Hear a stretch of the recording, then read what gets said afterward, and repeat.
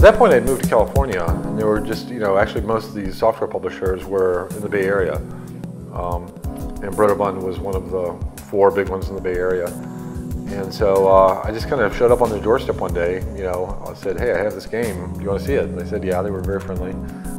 That's when I met Lauren, who is the producer on Bungeling Bay many years ago. And at that point, Broderbund was like 17 people. They were running out of an old liquor store. And I started just adding these features to it. And at the same time, we kind of made up this backstory. Broderbund wanted to kind of be a little bit more peaceful, so they didn't want us blowing up people, so they had to make up this backstory that these were robots. They had another game that was very popular back then on the Apple called Shoplifter. And the villains in that game were called Bungelings. And so we basically decided to lift, the villains from that game, and basically that's how Bungeling Bay became the title.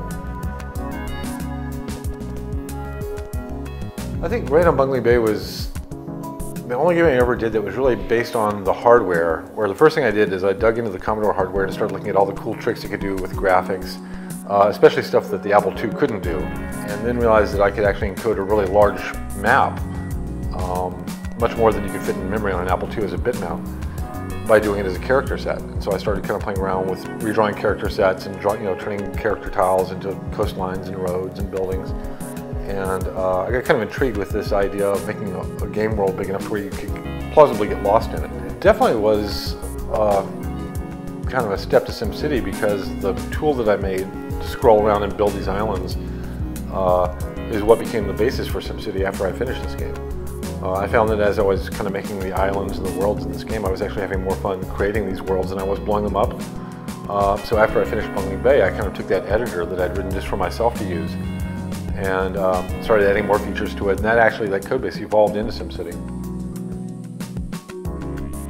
Mistakes would be endless, but I mean, for me it was a learning process. It was the first time I had ever, I'd written little programs before. I'd never written a large program, and of course by today's standards it was trivial. This would be a very tiny little app on my iPhone today, but I had about 60K of memory to work with on the Commodore. And I ended up using every last byte that was free, to the point where I was playing tricks at the end to squeeze 1 or 2 more bytes out of there. In my head, I had this model of the way this whole machine operates, software and hardware.